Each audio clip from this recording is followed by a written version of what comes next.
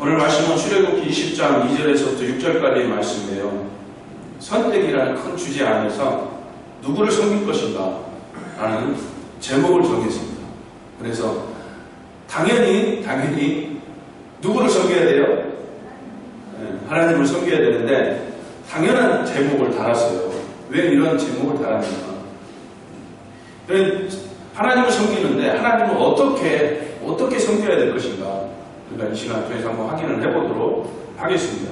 우리가 큰 주제로 선택이라는 주제로 해서 계속해서 말씀을 나누고 있는데 첫 번째 우리가 주는 그리스도시요 살아계신 하나님의 아들입니다라는 신앙 고백 속에서 교회가 세워졌다고 그랬잖아요. 우리도 이 베드로와 같은 이런 믿음의 고백이 있었어요. 그러다 보니까 우리도 하나의 예수 그리스도의 그 몸의 지체가 되는 하나의 교회로서 세워지게 됐습니다. 저도 교회, 여러분도 교회. 이 사실을 믿으시기 바랍니다. 이 교회가 세워졌는데 이 교회를 무엇으로 온전하게 세워나갈 것인가? 거기에 대한 선택을 하라라는 첫 번째 말씀을 드렸습니다. 그것은 말씀과 기도 그리고 선한 행실로서 세워나가야 된다라는 그런 말씀을 드렸습니다. 그리고 두 번째 선택의 말씀은 하나님 말씀 앞에서 순종이냐 불순종이냐 너희가 선택해라 라는 그 말씀을 드렸고, 그리고 세 번째는 모세의 마지막 고별 설교에서 나왔던 이야기죠. 생명과 사망과 복과 저주를 너희 앞에 두노니 너희가 선택하라 라고 말씀을 했어요. 그런데 누구나가 다 생명을 당연히 선택을 하겠죠. 사망을 선택할 사람은 없을 거 아닙니까? 근데 이 생명은 무엇인가? 생명은 곧 하나님의 말씀을 청종하는 것이라고 말씀을 드렸어요. 하나님의 말씀을 청종하는 것이, 청종은 말씀을 듣고 따르는 것, 그 말씀대로 행하는 것을 청종이라고 했습니다. 이 청종이 생명이다. 이 생명을 택하는 것이다 라고 말씀을 드렸어요. 그리고 지난 시간에는 너희가 섬길 자를 택하라. 여호수아가 마지막 고별 설교를 할 때 하나님과 우상을 두고 너희가 무엇을 선택을 할 것이냐, 그 말씀을 드렸습니다. 당연히 하나님을 선택을 한다고 여러분도 고백을 했어요. 나와 내 집은 여호와만을 섬기겠노라 고백을 했습니다. 여러분, 이 고백을 했는데 한 주간 동안 정말로 그 고백에 맞는 삶을 사셨나요? 이런 말씀은 정말 제가 한국어로 설교를 하니까 한국에 있는 모든 그리스도인들이 다 들어요. 정말 하나님이 이 마음을 아실 거라고 생각을 합니다. 하나님만을 섬기겠노라 했는데 정말 일주일 동안 하나님만을 섬기십니다. 과연 그럴 것인가? 정말 양심의 소리를 놓고 한번 이야기를 해보시죠. 하나님만을 섬기셨습니까? 그렇지 못했을 거라고 생각을 해요. 당연히 물론 하나님만을 섬기는 그 마음도 있었지만 한편에는 또 다른 것도 있었다는 거예요. 이 또 다른 것이 무엇인가? 오늘 말씀을 통해서 한번 확인을 해보도록 하겠습니다. 그래서 오늘 말씀의 제목을 누구를 섬길 것인가 라는 이런 제목을 정하게 되었어요. 오늘 2절 말씀을 보면은 20장 2절 말씀, 나는 너를 애굽 땅 종되었던 집에서 인도하였네 내 하나님 여호와니라 라고 말씀을 합니다. 애굽 땅에서 430년간 종노릇을 했어요. 노예 생활을 했어요. 자유도 없는 핍박과 아침에 눈을 떠서 일을 시작하고 저녁에 잠을 자기 전까지 일을 했어요. 물론 그 노역비도 받기는 받았겠지만은 얼마나 그만한 일에 대한 대가를 받았겠습니까? 노예인데 자유가 없는 그런 신분이었는데 그 애굽 땅에서 그렇게 자유도 없이 억압 속에서 살아왔던 그 삶 속에서 하나님이 구출을 시켜줬어요. 애굽을 탈출할 수 있게끔 도와주셨단 말이에요. 그러니까 애굽 땅에서 그 종로로 하던 그 삶 속에서 자유의 삶으로 변화되게 하나님께서 은혜를 베풀어 주셨어요. 이거 하나만 생각을 해도 당연히 하나님만을 섬겨야 됨이 마땅하겠죠. 그렇죠? 그런데 이 이스라엘 백성들은 애굽 땅에 들어가기 전에 야곱과 그의 식솔들이 70여 명이었는데 애굽 땅에 들어가서 애굽을 나올 때에 장정만 해서 60만 명이라고 했어요. 그럼 남녀노소까지 하게 되면은 이 숫자는 엄청나겠죠. 힘센 건장한 청년 장정만 해서 60만 명이라고 했기 때문에 최소 200만 명 이상이지 않을까 이렇게 예상을 해봅니다. 정확한 숫자는 나와 있지는 않지만, 그런데 430년 동안 애굽에서 살 때에 이스라엘 백성들은, 그러니까 야곱의 후손들이죠. 아브라함의 후손들이죠. 이들은 하나님을 믿었어요. 그리고 하나님께서 그들을 구원하실 거라는 것도 믿고 있었어요. 그리고 아브라함에게 하신 약속, 이삭에게 하신 약속, 야곱에게 하신 약속을 믿었어요. 하나님의 말씀을 청종하고 믿고 따랐어요. 하나님 말을 섬겼어요. 그런데 그걸로 끝이 아니고 애굽 신도 믿었어요. 하나님과 애굽 신을 겸하여서 섬겼다는 것이죠. 그러다 보니까 광야에 힘들고 지친 그런 사람이 살 수 없는 그런 환경에 처해지 않으니까 지도자 모세를 원망하고 하나님을 원망하는 이런 모습을 보였다는 것이죠. 어떻게 하십니까? 하나님도 섬기고 애굽신도 섬깁니까? 하나님께서 430년이라는 그 노예 생활 속에서 벗어나게 해주셨는데 너무나도 감사하지 않나요? 자유를 주었어요. 자유를. 여러분, 우리나라 이렇게 자유롭게 자기가 하고 싶은 이야기 다 하고 내가 가고 싶은 데 마음대로 하고 하니까 이 자유에 대한 고마움, 소중한 가치를 반각할 때가 많은데, 이 북한이라든가 자유가 없는 그런 나라를 한번 보십시오. 얼마나 요즘에 뭐 미얀마라든가 아프가니스탄 이 뉴스를 통해서 많이 접해볼 수 있지 않습니까? 너무나도 안타깝잖아요. 그런 거에 비하면 우리나라는 너무나 자유로운 자유민주주의 국가에서 너무나 자유로운 생활을 할 수 있다는 게 너무 감사한 거죠. 이 애굽에서 종로로 가던 자유가 없던 그 삶 속에서 자유로운 삶으로 전환이 된 이 애굽 백성, 이스라엘 백성들이 당연히 하나님만을 섬겨야 되는데 그러지 못했다는 것이에요. 여전히 애굽에서 살았던 그 이방신들을 겸하여 섬겨왔던 그 삶을 벗어나지 못하였다는 것이죠. 이것처럼 우리도 이 세상의 종로로 가던 삶 속에서, 그리고 사단의 종로로 가던 그 삶 속에서 벗어나서 이제 하나님의 자녀된 삶을, 그리고 하나님 품 안에서 주 안에서 자유로운 삶을, 진리를 알지니 진리가 너희를 자유롭게 하리라, 이 말씀대로 우리가 자유로운 삶을 살게 되었는데 그 은혜에 감사하지 못하면서 여전히 이스라엘 백성들이 과거의 애굽신을 섬겨왔던 그 모습을 보일 때가 있다는 것이에요. 이것은 자신도 모르게 내 삶 속에서 다른 신을 섬기며 살아가고 있다는 것이에요. 하나님을 섬긴다고 하면서 나는 다른 신을 섬기는 거 아닌데 라고 생각을 할 수도 있지만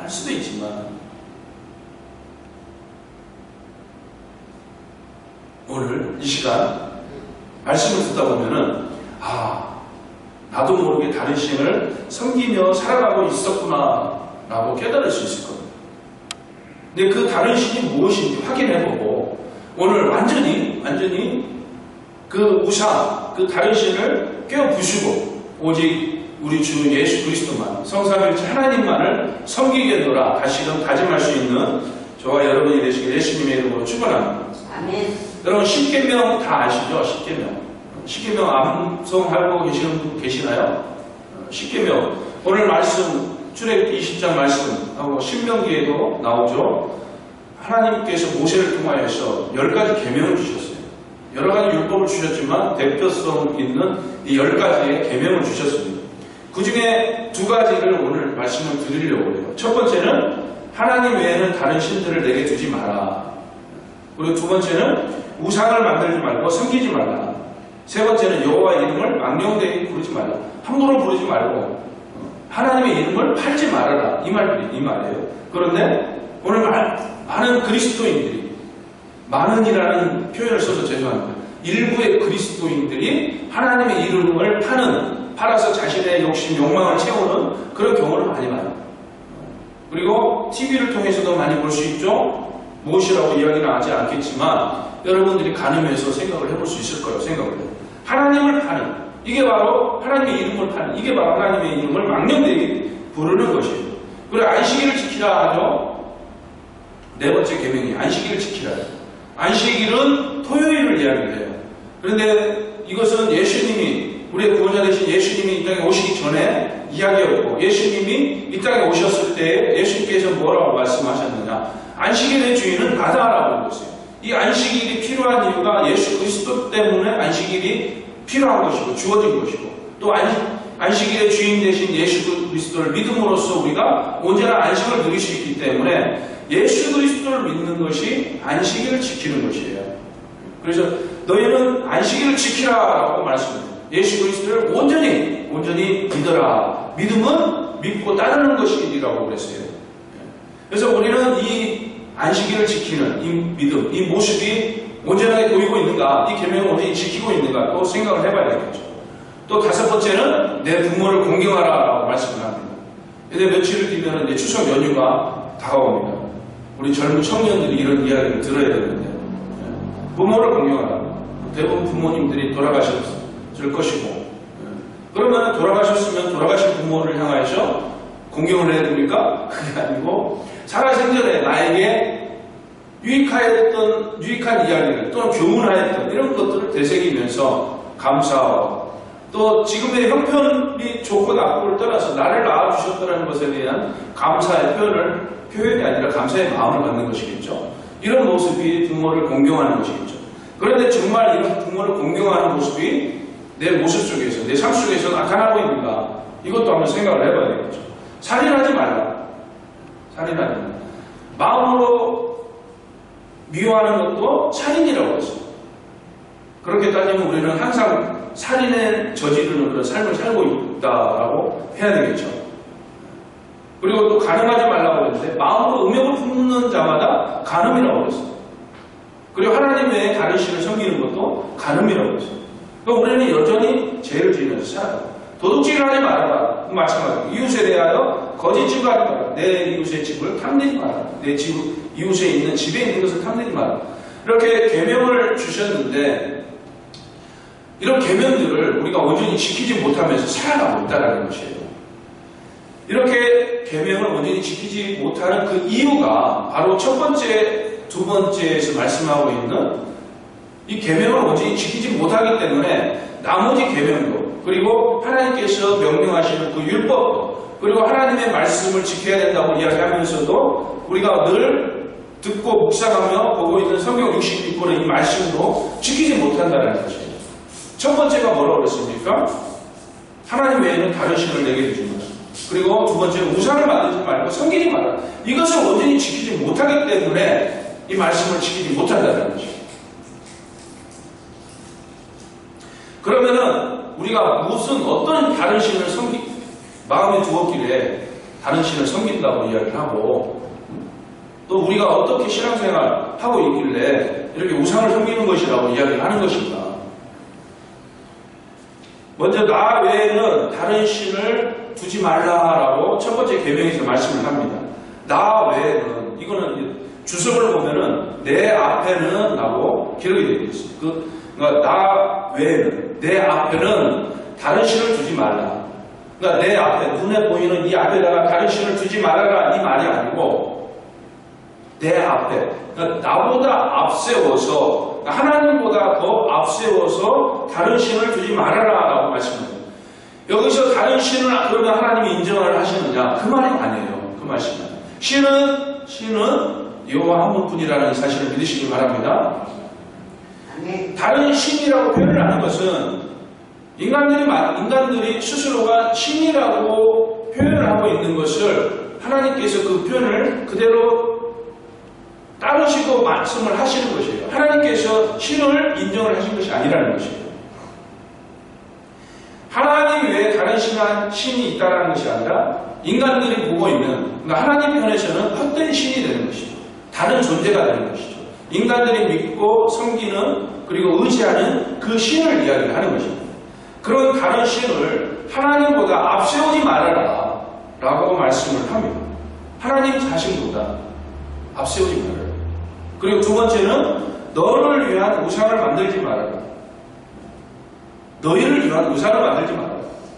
여러분의 우상은 무엇입니까? 여러분의 우상은 누구입니까? 나를 위한 우상. 이거는 나의 마음을, 나의 생각을 충족시켜줄 수 있는 그 무엇이에요. 그게 사람일 수도 있고 어떤 환경일 수도 있고 또는 그런 어떤 원인일 수도 있어요. 여러분들의 우상은 무엇이에요? 마음속에 예수 그리스도 하나님. 아멘. 여러분들이 때로는 무엇인가 내 마음을 빼앗겨서 어떤 상황에서 실망을 느끼고 그 실망이 더해져서 절망에 이르기도 하고 또는 완전한 좌절에 이르기도 해요. 무엇을 빼앗겼다고 했어요? 마음을 빼앗긴다. 이 마음을 빼앗긴다 보니까 어떤 상황에 무엇인가 실망을 하게 돼요. 어떤 대상에 어떤 사람으로 인해서 실망하게 돼요. 절망하고 좌절까지 이르게 된다는 거죠. 그리고 그 무엇인가 불평이 끊이지 않고 불만이 끊이지 않고 그리고 그 무엇인가 화를 내면서 끊임없이 저주하고 비난하고 비판하고 정죄하는 이런 모습을 보일 때가 있죠. 이 모든 것들이 내 마음을 그 무엇인가 빼앗겼기 때문에 내 마음과 생각이 그곳에 집중되어져 있기 때문에 그러한 모습들이 나타난다는 것이죠. 우리가 뭐 감정을 느끼지 말아라 이 의미가 아니에요. 감정을 느끼죠. 화가 날 때도 화도 내고 미워할 때도 있고 실망할 때도 있어요. 기대가 크면 이러한 감정의 모습을 부정하는 것이 아니고 그 감정을 넘어서서 내 마음과 생각을 온전히 빼앗길 때를 이야기하는 것입니다. 그리고 무언가를 꿈꿀 때 우리가 꿈을 가지고 비전을 가진다는 것은 정말 중요합니다. 그런데 그 꿈이 그 목적이 누구를 위한 것인가? 누구를 위한 것인가? 하나님의 영광을 위한 것인가? 아니면 나의 욕심, 욕망을 위한 것인가? 하나님의 뜻을 이루기 위한 것인가? 이런 부분들에 따라서 이게 내 마음속에 있는 우상이 될 수 있다는 것입니다. 그리고 사람이 힘들고 어려울 때가 닥쳐옵니다. 그럴 때가 있어요. 힘들고 지치고 쉬고 싶고 그럴 때 나의 피난처는 어딘가? 힘들고 지칠 때 남자들 같은 경우에는 뭐 자기만의 동굴을 찾는다 이런 이야기가 있어요. 그 동굴이 어디인가? 믿지 않는 사람들은 뭐 여러 가지 형태로 해서 그 피난처를 찾겠죠. 근데 우리 믿는 사람들은 나의 피난처는 어디? 내가 힘들고 지칠 때 어디로 가는가? 어디로 향하는가? 내가 향하고 있는 그곳이 뭐? 우상이 된다는 것이에요. 그리고 우리가 인생에 살아가면서 중요한 것 중에 하나가 돈이죠. 이 돈을 어디에 쓰고 있는가? 돈을 정말 주의 일을 위하여서 주님의 영광을 위하여서 그리고 교회 공동체의 유익을 위하여서 사용되고 있는가? 아니면 내 유익을 위해서 사용되고 있는가?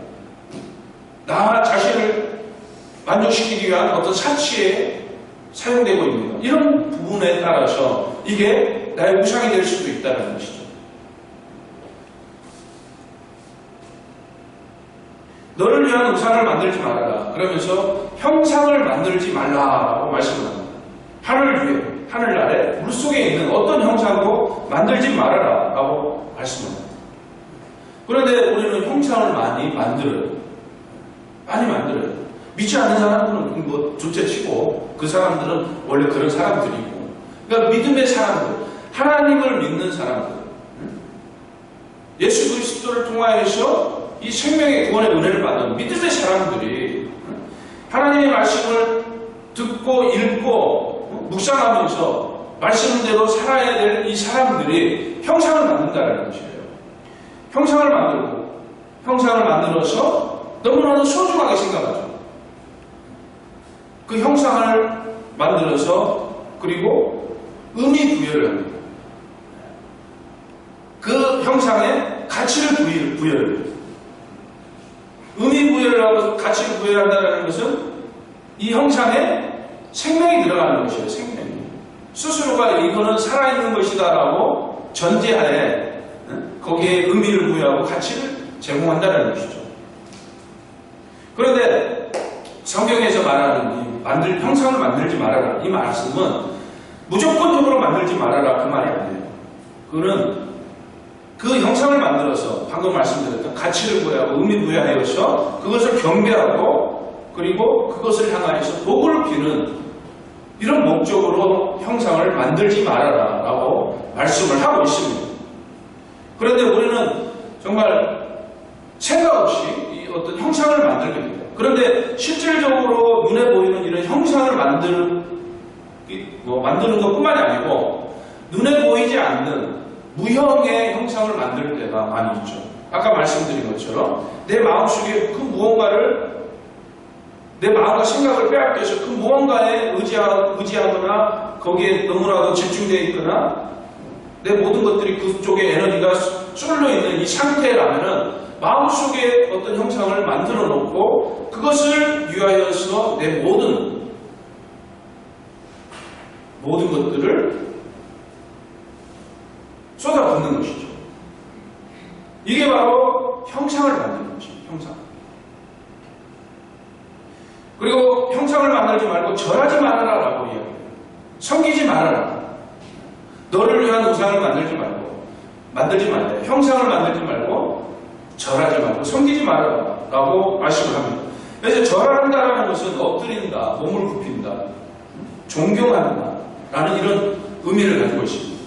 그러니까 그것은 즉 경배하는 거죠. 절을 한다라는 것은 그 대상에게 경배한다는 것이죠.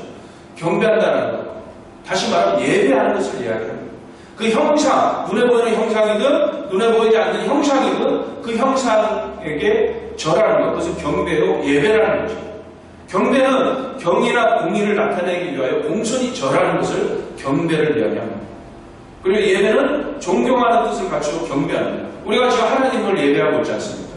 온 몸과 마음과 뜻과 정성을 다해서 하나님을 사랑하는 이 마음으로 하나님께 경배하며 예배하는 것입니다. 하나님을 존경하는 경외하는 하나님이라고 그랬잖아요. 존경하는 마음과 두려워하는 마음이 경외하는 마음이에요.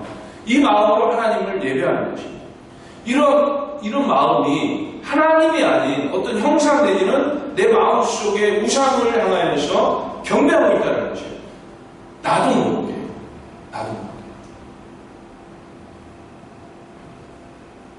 이 형상을 만들지 말고 절하지 말아라, 섬기지 말아라 라고 말씀을 하고 있습니다. 섬긴다라는 것은 종이 된다는 것이에요. 하나님을 섬깁니다. 주님을 섬깁니다. 그러면 주님의 종이 되겠습니다. 이 의미거든요. 그러니까 다른 신을, 다른 어떤 형상을 만들어서 다른 우상을 경배하고 예배하고 섬긴다는 것은 그를 찬양하고 높이는 것이고 그의 종이 된다는 것이에요. 우리가 마귀의 종, 세상의 종에서 벗어나서 그런데 여전히 하나님과 다른 신을 겸하여 섬긴다는 것은 하나님의 종도 되지만 여전히 과거의 모습으로 돌아가서 세상의 종으로 죄의 종으로 살겠습니다 하는 것과 똑같다는 것이에요. 돼지가 목욕을 했는데 다시 지는 구덩이 속으로 들어가는 것과 똑같은 그런 모습이라는 것이죠. 여러분 이러한 모습을 볼 때 나는 어떻습니까? 나는 여전히 하나님만을 섬기고 있습니다. 자신 있게 이야기할 수 있습니까? 우리 만나교회 성도들은 하나님만을 섬기겠노라, 섬기고 있습니다 라고 자신 있게 말할 수 있는 성도들이 되시길 예수님의 이름으로 축원합니다. 아멘. 나 외에는 다른 신을 두지 말라 말씀하셨습니다. 너희를 위한 우상을 만들지 말아라 라고 말씀하셨어요. 하나님께서 왜 이렇게 말씀하셨어요? 첫째 되는 계명, 둘째 되는 계명, 셋째 되는 계명, 넷째 되는 계명도 이것은 하나님을 사랑하는 것과 연관이 되어 있어요. 왜 이렇게 중요한 이야기를 말씀을 하십니까? 오늘 본문에서 하나님 어떤 하나님이냐 5절에서 말씀하시요. 질투하는 하나님이라고 말씀하십니다. 질투하는 하나님. 질투하다라는 이 말씀은요, 이 말은 히브리어로 열심을 내다와 동일한 의미를 가지고 있어요. 즉 질투하다, 열심을 내다 이거는 같은 의미라는 것이에요. 그러니까 하나님이 질투하신대요. 그러니까 하나님이 열심을 내신대요. 같은 의미라는 거죠. 그럼 하나님이 어떤 열심을 내시느냐? 잘 들어보세요. 저와 여러분을 열심으로 사랑한다는 그 의미를 가지고 있는 것이에요. 즉 너무나도 열심히 사랑하니까 하나님이 질투하신다는 것이에요. 그 인간을 향한 그 사랑에 대해서 하나님이 열심을 내신다는 것입니다. 그 열심을 내는 것이 너무나도 강력하게 열정적으로 표현되다 보니까 질투한다라고 표현을 하고 있는 것이에요. 여러분, 젊었을 때, 연애하실 때 어떠세요? 처음에 남편, 아내를 만났을 때, 처음에 결혼하기 전에 그 사랑이 얼마나 뜨겁습니까? 너무나도 사랑하니까 결혼까지 하는 거잖아요. 그렇죠? 이 뜨거운 사랑이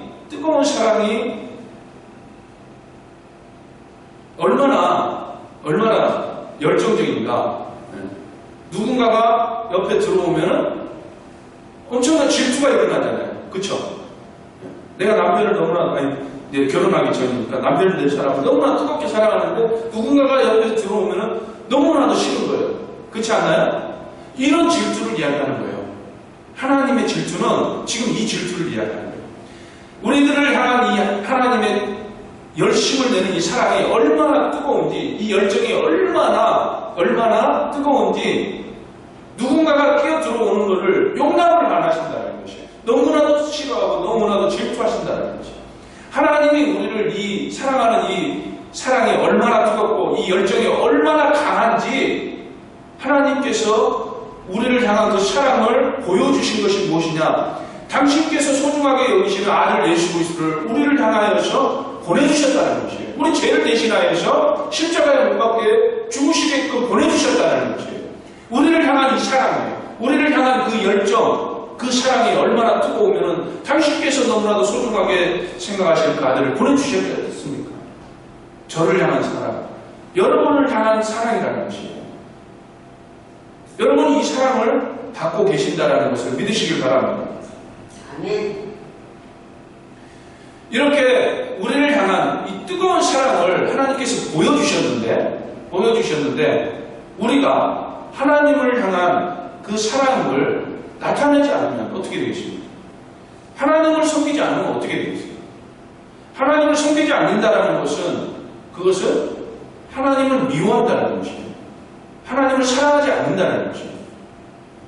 하나님께서 그 너무나도 뜨거운 그 열정적인 그 사랑을 보여주셨는데 그 사랑을 내가 온전히 받고 감사하면서 영광 돌리지 못하고 하나님과 다른 신을 겸하여서 내가 섬기고 있다면 이거는 배신. 간음이죠, 간음. 즉 우상숭배는 간음이 되는 거죠. 간음. 우리 교회는 신약 성경에서 신부로 표현을 합니다. 우리는 예수 그리스도를 믿는 그 믿음의 고백 속에서 교회가 된다고 했잖아요. 우리는 예수 그리스도를 신랑으로 맞이하는 신부의 모습이 되는 것이에요. 신부의 모습으로서 다시 오시는 신랑을 기다리는 그런 모습의 삶을 보여야 되지 않습니까? 그러면 신부로서 정절을 지켜나가는 그런 모습을 보여야 돼요. 그러지 않고 신랑 대신 예수가 아닌 다른 일을 받아들인다면 이것은 너무나도 부정한 모습을 보이고 있는 것이지 않습니까?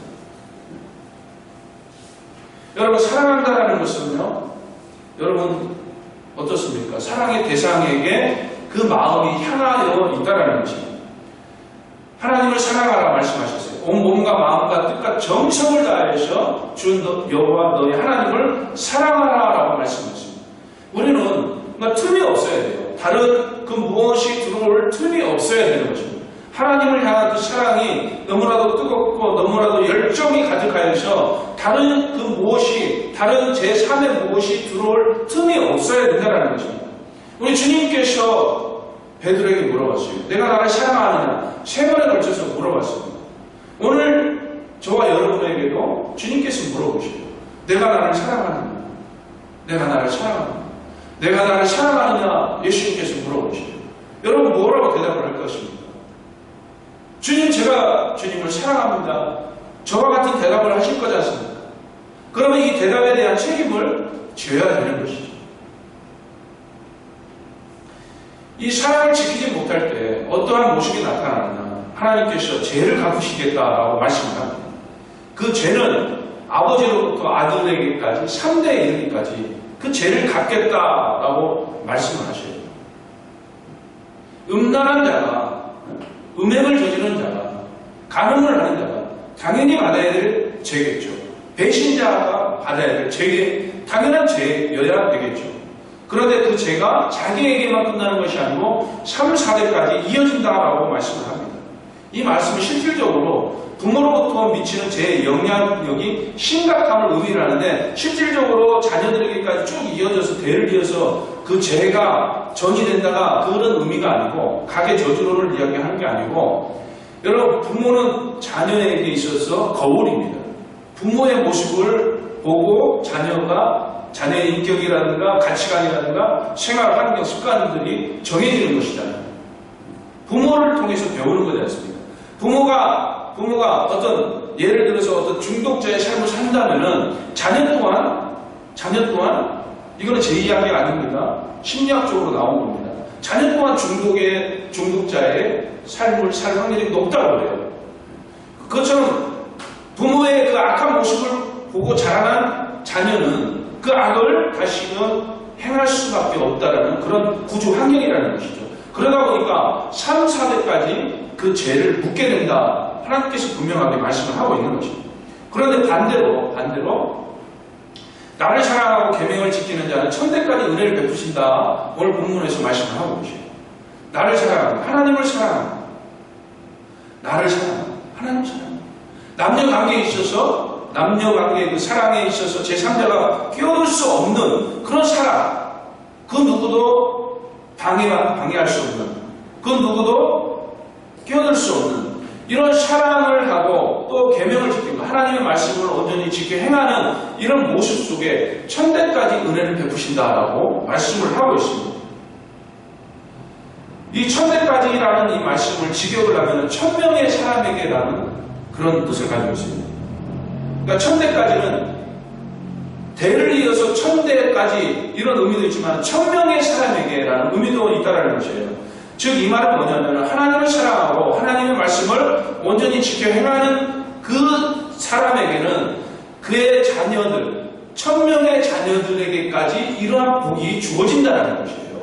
여러분 이거는 너무나도 큰 놀라운 하나님의 은혜예요. 하나님께서 복을 보장해 주신다는 것이에요.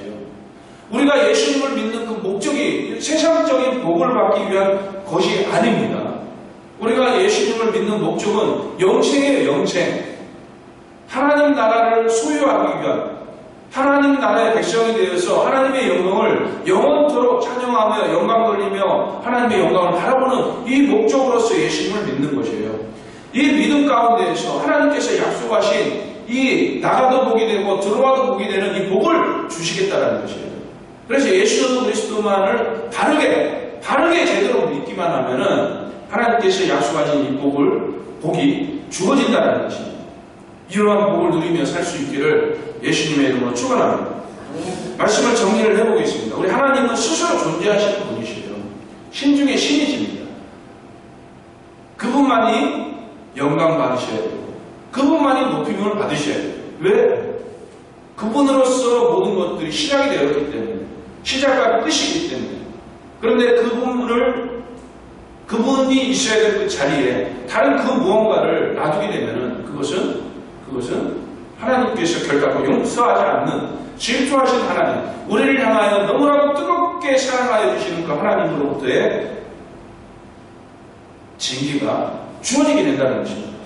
그러나 하나님만을 사랑하고 그 무엇도 이 마음속에 이 심령 가운데 내 생각 가운데 내 삶 가운데 하나님 외에는 다른 그 무엇도 두지 않고 하나님 중심의 삶, 오직 말씀 중심의 삶을 살아가게 된다면 하나님께서 약속하신 그 약속된 축복을, 복을 누리면서 살아갈 수 있게 된다는 것입니다.